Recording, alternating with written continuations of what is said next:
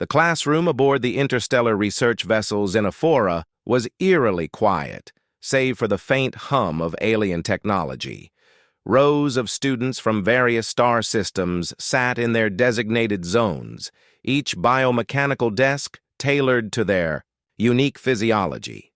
Among them were 3 young Zorvath scholars, gelatinous beings who communicated through shimmering color patterns, and 2 insectoid Krellians clicking mandibles softly as they exchanged notes.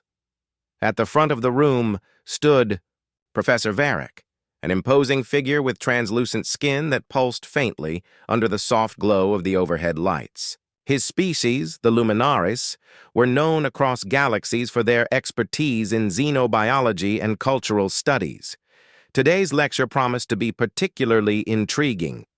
"Today," began Varric, his voice resonating like a distant thunderstorm, "we delve into one of the most perplexing civilizations in the cosmos. Humans." A ripple of curiosity spread through the class. The humans had long fascinated galactic researchers, not because of their technological advancements, which were modest at best, but because of their baffling behavior. For all their intelligence, humans seemed incapable of understanding basic survival instincts. They waged wars over trivialities, destroyed their own habitats, and indulged in activities that defied logic. Varric tapped a clawed appendage against a holographic display which flickered to life. It showed a detailed list titled, "Substances Harmful or Fatal to Human Physiology." Beneath it was an exhaustive catalog of items ranging from common poisons to seemingly innocuous substances. "This list," Varric explained, "represents materials toxic to human biology. Some are outright lethal. Others cause chronic illness or severe discomfort. Yet," he paused dramatically, allowing the tension to build, "humans consume many of these substances willingly, even enthusiastically." Gasps echoed throughout the chamber. Even the stoic Krellians shifted uneasily in their seats. How could any sentient being knowingly ingest something harmful? To illustrate his point, Varric activated another projection, a live feed from Earth. The screen displayed a bustling street lined with colorful stalls selling food. A human male, dressed in casual attire, approached a vendor and purchased what appeared to be a greasy slab of meat encased in bread. Steam rose from the item, carrying faint traces of fat and seasoning detectable even via the ship's sensors. "That is called a cheeseburger," Varric said. "It contains several ingredients on our list: processed cheese high in sodium, fried beef laced with carcinogens, and refined carbohydrates linked to metabolic disorders." "But why would they eat it?" asked one of the Zorvaths, its surface rippling with confusion.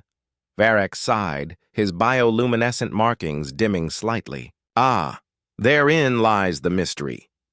Humans often prioritize immediate gratification over long-term health.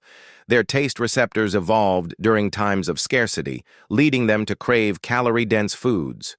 Now, despite abundant resources, they continue this destructive habit." He switched the feed to show a group of humans gathered around a table laden with snacks. Chips saturated with artificial flavors, sugary beverages fizzing violently, and pastries oozing synthetic cream dominated the scene. "And let us not forget alcohol," Varric added grimly, pulling up yet another example. This time the screen showed humans laughing uproariously while consuming fermented liquids. "Alcohol impairs cognitive function, damages vital organs, and increases risk of injury. Yet humans celebrate its consumption as part of social rituals." One of the Krellian students raised a segmented limb. "Professor, do humans lack awareness of these dangers?"